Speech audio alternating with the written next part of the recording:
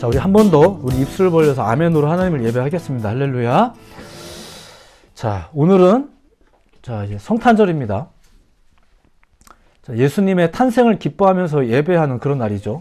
예, 또한 우리가 평소와는 조금 다른 장소에서 지금 예배를 드리고 있는데, 그 예수님의 오심과 또 예배에 좀 이러한 소소한 변화가 또 여러분들 가운데 좀 또 작은 즐거움과 기쁨이 되기를 좀 소망해 봅니다.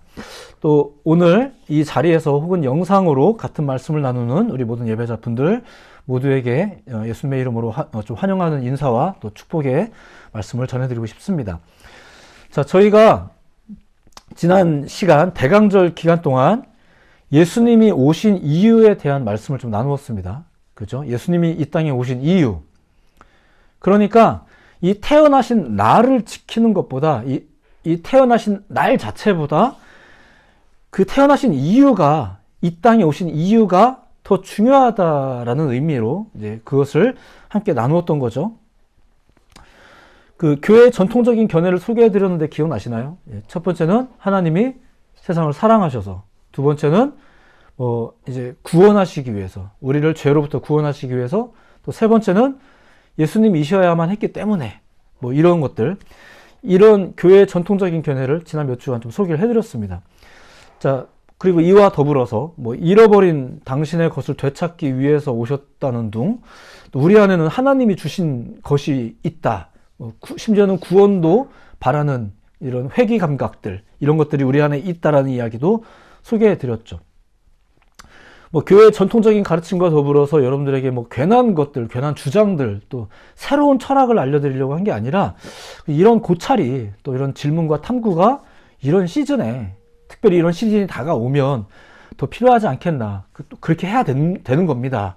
그래서 이제 이런 나눔들을 가졌던 거죠. 우리가 지금 그런 시기를 보낸 거예요. 그리고 오늘 소위 디데이를 맞이했죠. 굳이 디데이라고 하는 이제 이유가 있겠죠. 디데이가 뭔지 알죠? 디데이가 원래 군사 용어인 거 아시죠? 원래 군사 용어입니다. 그러니까 그날이 되면은 그동안에 하던 거를 멈춘다가 아니라 그날이 되면 그동안에 하던 걸 더 열심히 한다가 원래 디데이인 거예요. 그게 원래 군사 용어입니다. 그러니까 우리가 성탄절이 되었으니까 괜히 목사님의 설교가 대강절 기간 동안 이런 거다라고 강조했던 걸 오늘부로 끝내버리고 이제 놀자, 이게 아니라 오늘 조금만 더 설명을 이제 하고 이제 그렇게 하는 게 맞다라고 생각이 돼서 오늘 이 말씀을 좀 소개해드리고 싶습니다. 성탄절이 되었으니까 오늘도 더 확고하게 이 날의 의미를 한 번 더 새겨보는 거죠. 오늘의 이야기는 그 오신 이유를 포장하고 있는 것들에 대한 이야기를 잠깐만 드리겠습니다. 그 오신 이유를 포장하고 있는 것. 포장이라는 게 있잖아요. 포장의 본래 목적은 그 내용물을 안전하게 지키는 것과 더 나아가서 그 내용물을 돋보이게 하는 게 이 포장의 목적일 겁니다. 그래서 포장만 보고 막 엄청나게 기대했는데 까보니까 실망스럽고 이런 것들도 좀 있잖아요. 그러니까 포장이 되게 중요하긴 합니다. 그런데 반대로 포장이 좀 이상하다거나 너무 과하면 이제 오히려 그 포장 때문에 그 내용물의 의미가 퇴색되거나 또 그 선물을 받는 상대에게까지 이제 나쁜 영향을 끼치게 되는 게, 이런 게 포장인 것 같아요. 성탄절. 특정한 날이죠. 이 성탄절은 예수님이라는 존재와 그분이 이 땅에 오신 이유를 담고 있는 포장과도 같은 날이에요. 예수님이 이 땅에 오신 그 고결한 이유 때문에 이 날이 제정이 된 거란 얘기예요. 그렇겠죠. 그런데 그 고결한 이유가 과연 성탄절을 통해 잘 보존이 되는가, 그리고 더 잘 돋보이고 있는가. 포장이라는 게 그런 것처럼 이런 날이 규정된 게 그런 목적으로 규정된 거니까 이 성탄절이라는 날을 통해서 그 본질의 의미가, 그리고 그날의 진짜 주인공이 잘 드러나고 있나. 예수님이라는 존재와 그분이 오신 이유를 포장하는 이 성탄절. 다시 말씀드리지만 성탄절은 본래 그래서 제정이 된 날입니다. 그런데 오늘날 성탄절을 생각해 보면 어떨까? 과연 그러한가? 이런 생각이 좀 들 때가 있죠. 오히려 이 날이 그 본질적인 이유를 가리거나 심지어 잊혀지게 만드는 것은 아닌가. 그렇다고 이런 날을 막 없애버리는 것도 쉬운 일은 아니겠지만 포장에 문제가 있다는 거죠. 그 내용물에 문제가 있다고 생각하기에는 좀 쉽지 않은 부분이 있죠. 그래서 오늘 이 시간에는 짤막하게나마 성탄절이라는 이 포장에 대해서 잠깐 소개하고 우리가 정말로 중요하게 여겨야 될 것이 무엇인지에 대한 이야기를 잠깐 전해드리려고 합니다. 사실 무엇이 중요한지에 대해서는 이미 다 얘기했으니까, 이미 다 하긴 했습니다. 예수님이 이 땅에 오신 이유가 그 내용물이잖아요. 그에 대해서는 지난 저의 설교를 보셔도 좋겠고, 뭐 교회를 통해서 선포되는 기본적인 복음을 꾸준히 접하시면서 또 귀 기울이시면서 들으실 수 있습니다. 자, 먼저는 성탄절이 제정이 되었다는 것에 대해서 잠깐만 소개해드리면 이런 겁니다. 일단은 성탄절이 성경에 없다라는 것은 어쩌면 아실 겁니다. 성탄절은 성경에 없는 명절입니다.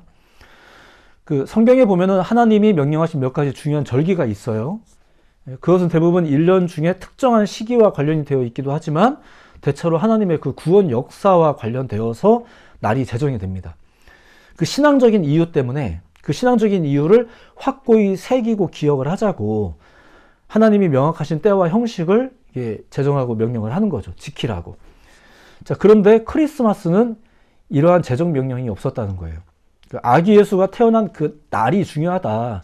그 날을 때 되면 꼭 지켜라. 이렇게 명령하신 것이 혹은 강조된 적이 또 그렇게 해서 계명으로 주어진 적이 성경에는 없습니다. 계속 말씀드리지만 중요한 거는 오신 이유겠죠. 근데 그 이유는 중요한 게 맞아요. 그리고 그 이유에 대한 언급은 계속 나옵니다. 심지어 그것은 예수님이 태어나시기 전부터 언급이 되었어요. 예언서에 등장했던 얘기입니다.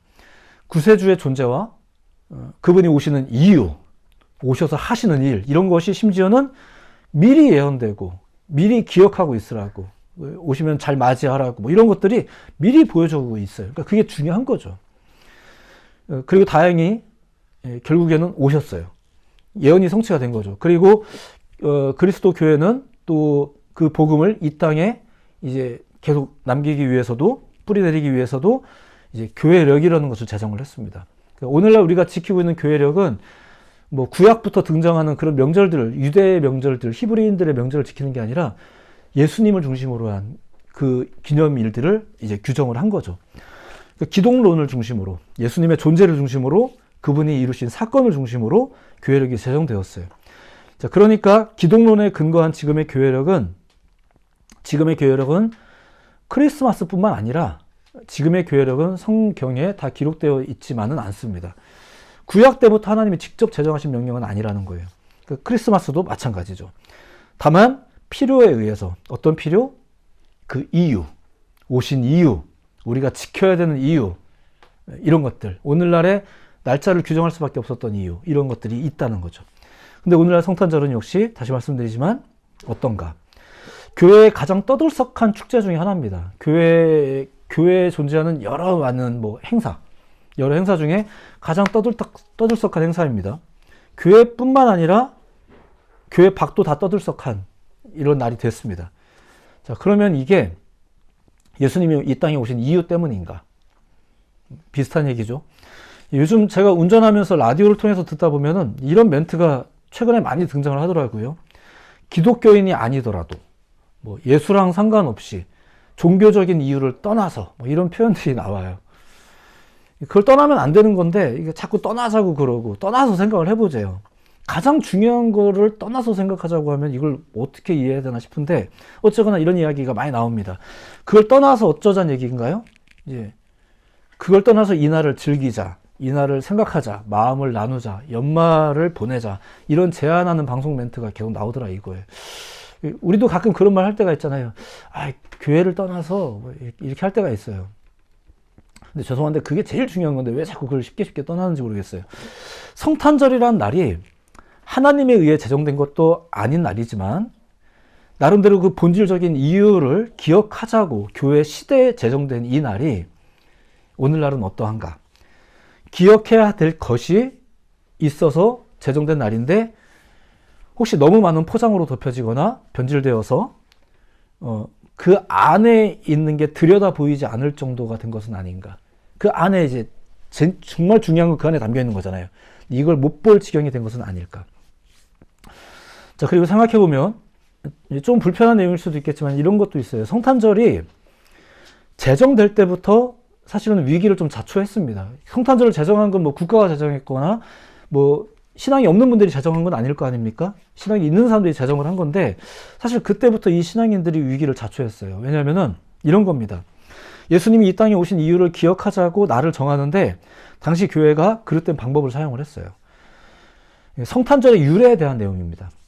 왜 12월 25일이냐 이에 대한 유래가 있는데 다양한 설이 있어요. 그리고 오늘날이 사실 정확하게 이거다라고 확증된 건 없습니다. 없지만 이에 대한 여러 가지 설이 있는데 대표적인 설이 두 가지가 있어요. 간단하게 소개를 해드리자면 이런 겁니다. 먼저는 천사 가브리엘이 마리아를 찾아와서 예수님의 탄생을 알렸다. 수태고지죠. 미리 알렸다는 것을 토대로 해서 성탄절이 제정되었다는 설. 나름대로 성경적 근거를 가져온 건데 그 설명에 따르면 4세기 당시에 사람들은 예수님의 그 수태고지의 날을 3월 25일로 생각하고 있었다고 합니다. 거기다 이제 9개월을 더하는 거죠. 10개월 아닌가요? 근데 아무튼 왜 저는 잘 몰라서 근데 9개월을 더했대요. 그러면은 언제인 거예요? 12월 25일인 거예요.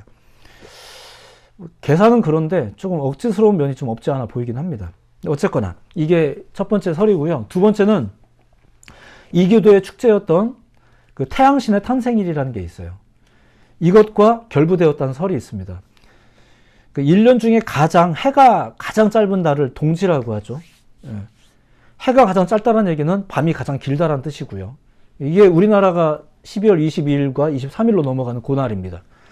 자, 그런데 그날 우리는 보통 팥죽 먹죠. 귀신 쫓아내자고 팥죽 먹는 날이기도 합니다. 근데 4세기 당시에 중동 지역에서는 이 동지가 12월 25일이었었어요. 근데 당시에 그 이교도들, 그리스도인이 아닌 당시에 이제 그런 시대적인 이제 종교들을 말하는 겁니다. 뭐 이제 미트라교, 영어로는 미스라라고도 불리는 종교가 있고요. 뭐 조로아스터교 이런 종교들이 있는데 이것이 4세기 당시 그리고 로마 제국에서 유행하던 컬트 종교였었습니다. 이런 종교에서 이 12월 25일을 우리나라 이 동지를 해가 가장 짧았다가 이제 해가 점점 길어지는 거잖아요. 그날을 시작으로 해서 그래서 태양 신의 생일이라고 그들이 규정하고 지켜왔었어요. 자, 이것을 역사 속에서 기독교와 그 정치가 당시에 이제 그 로마 제국 시대의 이 정치가 결부되던 이런 시대에 이제 이 교도의 축제를 기독교화해서 그리스도의 탄생일로 삼았다는 설이 있습니다. 안타깝게도 이 두 가지 설 중에 후자의 설이 사실은 더 설득력을 얻고 있습니다. 교회가 이교도의 관습을 흡수해서 비기독교적인 것을 뭐 제거해가며 기독교화했다. 조금이나마 좀 편을 들어서, 저도 목사니까 조금이나마 편을 들어서 설명을 하자면 신앙이 정착하는 과정에는 이러한 일이 있을 수는 있어요. 신앙에 토착하라고 합니다. 우리나라에도 교회가 이렇게 시장 한복판에 있는 교회가 있거든요. 그럼 성도님들이 대부분 다 시장 사람들일 거 아니에요. 그리고 교회가 이렇게 시골에 있는 교회도 있단 말이에요. 그럼 거의 다 농사 짓는 성도님들이 대부분이세요. 이러면 조금씩 달라지는 게 있긴 하더라고요. 그리고 뭐 큰 걸 가지고 예를 들자면 우리나라에 또 독특한 통성기도라는 문화가 있었단 말이에요. 이거는 전 세계에 없었던 우리나라만의 독특한 신앙의 형태입니다. 세례도 시대를 따라서 또 심지어는 교단에 따라서 그 형식이 조금씩 다르기도 합니다. 뭐 그럴 수 있다는 얘기예요. 어떠한 분은 뭐 우리가 이제 한국 사람이니까 성찬주도 막걸리로 바꿔야 된다 뭐 이런 분도 가끔 계시는데 뭐 그건 좀 굳이 굳이 그렇게까지. 어쨌든 이제 기독교가 박해받던 종교에서 지배 종교로 바뀌었던 시절이 있었단 말이에요. 로마 카톨릭 교회 시대가 그때였었습니다. 그때 성탄절을 12월 25일로 우긴 거예요. 라는 설이 이제 사실은 가장 설득력이 얻고 있다는 거죠. 어떻게요? 당시에 태양신의 탄생일로 여겨지던 이교도의 날을 차용해서. 그러니까 성탄절 그날 자체, 그 날짜 자체는 안타깝지만 일말의 치부가 있는 날인 게 맞아요. 소중한 것을 기억하자고 제정한 날인데, 정말 소중한 걸 기억하자고 제정한 날인데 그 방법이, 그 날의 선택이 좀 그렇긴 하죠. 자, 그런데 이게 잘못된 주장이라고 해도, 설령 이것이 잘못된 주장이라고 해도, 어딘가에서 기가 막힌 성경적 주장이 등장을 한다 해도 그 날짜, 12월 25일이라는 날짜가 그렇게 변호될 이유는 사실 없어요. 왜냐하면 그게 중요한 건 아니니까요. 무엇이 중요한디? 그래서 뭐가 중요한지를 우리가 잠깐 정신이 팔리면 안 된다는 얘기예요. 저는 이 성탄절을 지금 와해시키자고 감히 목사가 이렇게 얘기하는 것도 아니고, 뭐 안 지켜도 돼요 이런 말을 하려는 것도 아니고, 뭐가 맞습니다라고 지금 선택적으로 이야기 드리는 것도 아니고요. 다만 무엇이 중요한지, 그동안에 계속 우리가 다룬 내용이 그거였다는 얘기예요. 하지만 이런 날짜 논쟁이나 설득력을 얻는 어떤 주장들이 또 이렇게 등장을 하는데, 이로 인해서 무슨 일이 벌어지나 그걸 보시면 알잖아요. 이 날짜가 손상되는 것도 참 안타까운 일이지만, 무엇보다 무엇이 손상이 돼요? 오신 이유가 손상이 되는 거예요. 그 이유를 귀 기울이지 않고, 그나마 좀 관심 있는 사람들은 이 날짜 논쟁하느냐고 막 서로 막 글을 쓰고 논쟁하고 주장하고 우기고 막 근거를 찾다 보면 막 억지로 만들게 되고 막 이런 일들이 벌어지는 거예요. 뭐 그날이 또 이게 어설프게 알면은, 그날이 그런 날이래? 조로아스터교에서 따온 거래? 그럼 그럼 왜 지켜? 이렇게. 정작 가장 중요한 예수님이 오신 사건이나 그 이유가 그 날짜 때문에 오히려 상처를 입는 것은 아닌지. 그나마 이런 논쟁도 안 해요. 이제는 그 날짜가 되면은 이제, 그쵸. 그날에 태어나신 분들은 뭐 행운이라고 이러고, 이렇게 하죠. 중요한 걸 기억하자는 날인데 그 날 때문에 오히려 기억해야 될 것들이 퇴색되는 것은 아닌지. 자, 이렇게 굳이 교회 역사의 좀 치부를 여러분들에게 소개하는 것은, 다시 말씀드리지만 성탄절을 폄하하려는 건 아니에요. 그리고 그 의미를 훼손하려는 것도 아니고요. 오히려 그 포장된 것을 밝히 드러냄으로써 그 포장보다 중요한 건 내용물이다라는 이야기를 오늘 전해드리는 겁니다. 포장지와도 같은 그 날을 맹목적으로 지키는 것보다 중요한 것, 구원자이신 예수님이 이 땅에 오셨다는 사실, 그리고 그 이유, 이것을 믿으시는 여러분들 모두가 되기를 예수님의 이름으로 소망해 드립니다. 사실 성경에 보면은 이렇게 좀 잘못 포장된 경우가 이 외에도 많이 있습니다. 이거는 좀 그냥 좀 흥미로운 얘기라 조금만 소개해드리자면 이런 거예요. 성탄절과 관련된 이야기 중에 이런 내용도 있죠. 예수님이 태어나신 그날에, 혹시 그것도 알고 계시죠? 헤롯 대왕에 의해서 많은 영아들이 학살당했다는 거 혹시 알고 계시나요? 이런 내용들도 있습니다. 그러니까 예수님이 탄생하신 그날이 뭐 기쁜 날이다 이렇게 얘기하지만, 사실 그날 때문에, 그 사건 때문에 당시에 많은 아이들이 죽는 일이 있었다 이런 얘기도 있거든요. 근데 이 이야기도 이제 이렇게 설명을 드릴 수 있어요. 예를 들면 이런 겁니다. 예수님이, 이 거룩하신 예수님이 탄생했다 이거죠. 정말 대단한 분이 탄생을 했다 이거예요. 그 탄생을 좀 강조하고 기념하려고 하다 보니까 당시 헤롯 대왕의 악행이 더 이렇게 두각을 드러내는, 그 대비시키는 거죠. 이런 중에 태어나셨다 이렇게 이제 대비시키는 거예요. 그 헤롯이 엄청나게 많은 영아를 죽였다고 설명하시는 이런 경우들도 있는데, 물론 이 당시 헤롯의 악행은 워낙 유명합니다.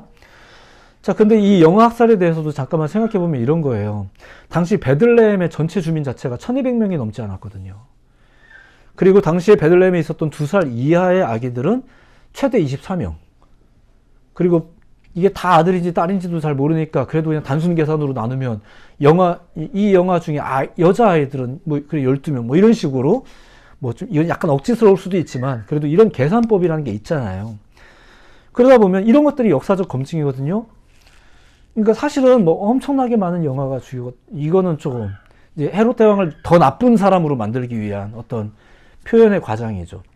뭐 그렇다고 해서 얼마 안 죽은 게 다행이다 이런 뜻은 아니지만, 어쨌거나 이렇게 해석적 과장도 있더라는 거예요. 그 이유가 뭐라고? 예수님이 엄청난 분이라는 걸 설명하기 위해서. 물론 엄청난 분이지만, 엄청난 분이라는 것을 설명하기 위해서 헤롯을, 원래도 나쁜 놈이지만 더 나쁘게 설명하는 해석들이 가끔 성경에 적용이 되더라 이거예요. 굳이 그러지 않아도 예수님은 대단한 분인데, 굳이 그러지 않아도 역사가 헤롯을 설명해 주고 있는데, 이런 게 있어요. 또 하나의 재밌는 포장도 있습니다. 예수님의 외모에 대한 거예요.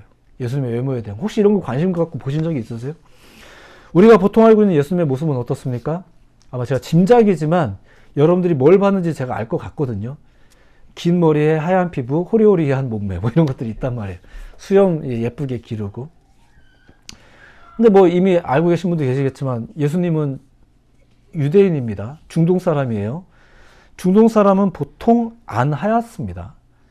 그리고 당시 유대인들은, 특히 유대인들은, 중동 사람들 중에서도 유대인들은 대머리도 수치스럽게 여겼지만 긴 머리도 수치스럽게 여겼거든요. 그래서 일반적으로 머리를 길게는 기르지 않았어요. 더군다나 금발이라니. 예, 그럴 리가 없죠. 우리랑 똑같이 아마 시커먼 머리였을 건데, 더군다나 유대인들은 이제 13살 때 보통 성년식을 합니다. 13살 때. 그리고 알고 계시겠지만 예수님이 본격적으로 사역을 시작하신 게 몇 살? 30살. 그러니까 14살 때 이미 성년식을 치르신 이분이 대충 계산해서 17년 정도를 무슨 일을 하면서 살았을까요? 아버지와 함께 목수 일을 하면서 사시는 거예요. 그래서 예수님은 기왕이면 우리가 성화에서 보듯이 호리호리한 체형이기보다 육체 노동자로서의 다부지고 당당한 체형들. 뭐 이럴 확률이 높죠. 뭐 행여 말랐더라도 뭐 생활 근육 뭐 이런 것들이 그럴 수 있다는 얘기. 목수인데 육체 노동자의 삶을 살았잖아요. 그분이 뭐 학자, 뭐 펜대 굴리고 하는 이런 직업도 아니었단 말이에요. 성인이 돼서부터 가업을 잇기 위해서 아버지 일을 같이 해가면서 목수였으니까. 예수님의 그 어떤 외적 모습에 대해서 예언서에도 심지어 이런 기록이 있습니다. 이사야서의 말씀인데 들어보세요. 그는 주 앞에서 자라나기를 연한 순 같고, 말랐던 것 같습니다. 마른 땅에서 나온 뿌리 같아서 고운 모양도 없고 풍채도 없은즉 우리가 보기에 흠모할 만한 아름다운 것이 없도다. 그러니까 이건 뭐 약간 외모라기보다 많이 고생한 이미지이긴 하지만 어쨌든 이런 모습이라는 게 예언서에까지 등장을 하고 있어요. 그리고 하나만 더, 예수님의 외모에 대해서 자꾸 이렇게 얘기하면 여러분이 실망할 수도 있는데, 예수님 사역 도중에 있었던 일 중에 이런 일이 있었습니다.